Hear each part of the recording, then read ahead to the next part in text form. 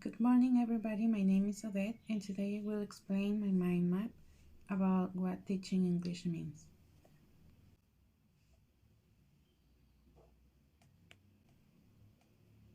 Let's start with passion, motivation. In all the stories we watch, they had something in common, a desire, a motivation.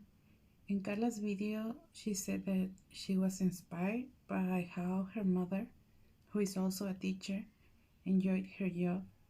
David was curious about the language, inspired by music, motivated by how his brother fired him and told him to look for a job related to what he studied. Erin from the movie was committed to teach those kids and to show they were capable of succeeding after seeing how much they suffered, how their lives were. And I think teaching is begins with that. I consider in every teacher, whether it is an intrinsic or an extrinsic motivation, there must be a reason for them to want to teach and to convey their knowledge into the others' minds. And so that's why I draw a woman thinking, expressing desire, hope, passion. As you could see, she says, I want to accomplish, I love, I wish, I want to, I hope, I dream about being, or I dream about becoming.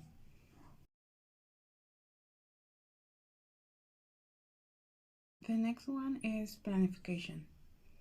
In the movie, from the very beginning, it was mentioned, or you could see how Erin made a lesson planning and she gave it to the principal. And even for her very first class and for the rest of them, you could see how she prepared the material for the classes, whether she predetermined the books to be read in the course or whether she got the diaries or she prepared the tape for the line activity.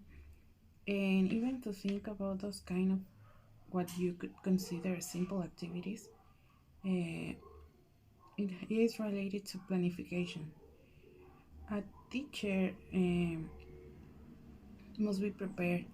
He, she, or they must know beforehand what they will teach on each session, what they want their students to accomplish, when, how, for what reason.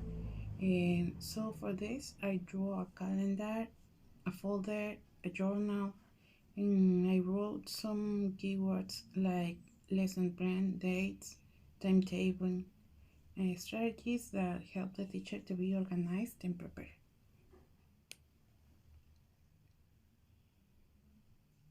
Investing now. David was the first one who mentioned this. He said it is necessary to invest money. Why? Because you have to have all the equipment necessary for you to teach. Whether you need a laptop, whether you need a cell phone, or even a pencil to provide to maybe one of your students who didn't bring anything to write. Erin did the same in the movie. She invested first on the diaries she gave to the kids, and then she bought books for them.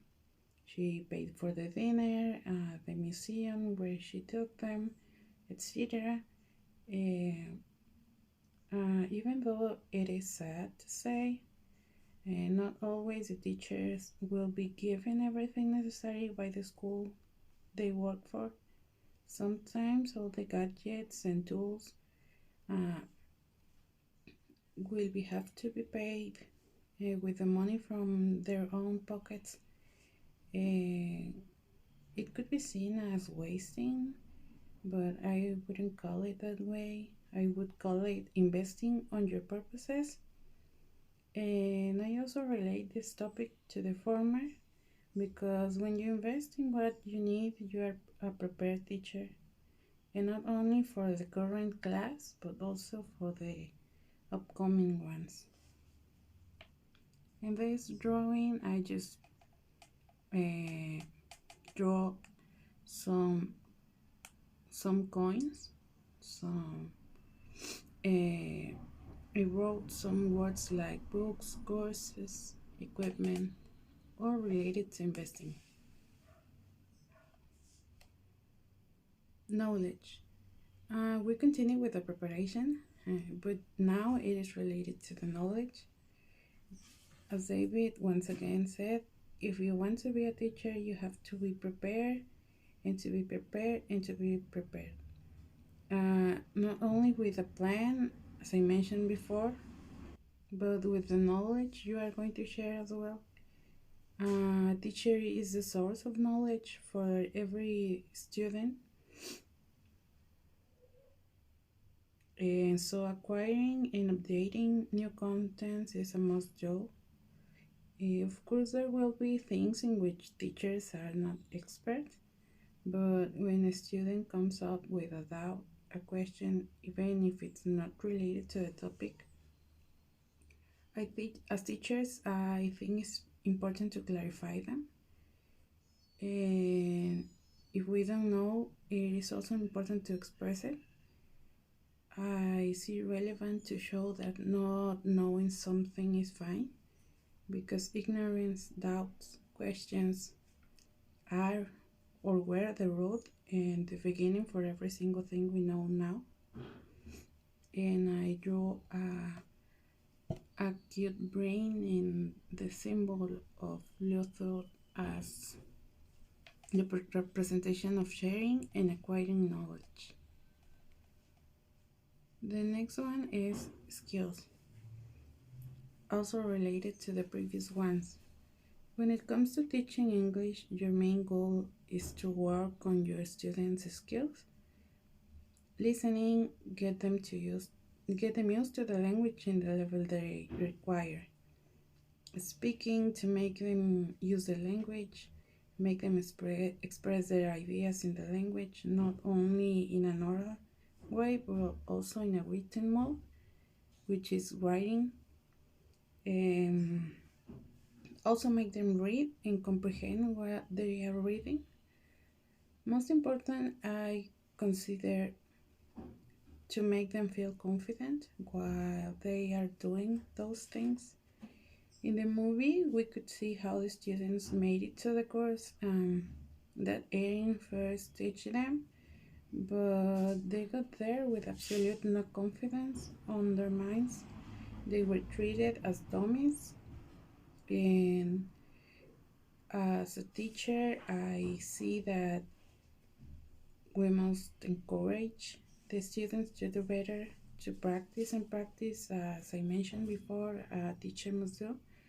Then we have to motivate the students to do the same and to be confident on what they do and what they know, even if it's like the simplest knowledge, and also be confident that there's nothing bad in failure. Oh, and I wrote, I tried to represent the skills: reading the glasses, speaking a mouth, listening an ear, and writing a pencil. The final one that I draw is about dynamics. A dynamical session inspires minds. I think David got inspired and motivated to study English in a professional way when he encountered a dynamic class in which they were focused on interaction and the usage of the language. The freedom riders as well got inspired to study and to be better when they faced an interesting and interactive class, one that was especially prepared or made for them and for their requirements and their capabilities. So in here I draw a little person moving. I wanted to represent the bond between teachers and students and how they are related because they coexist in a common space, which is the classroom, and how they should cooperate in each activity.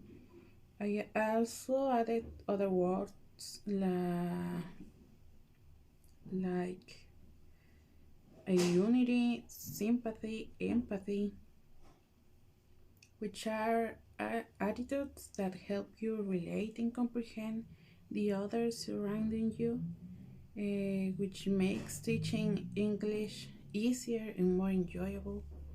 So this was my mind map. These elements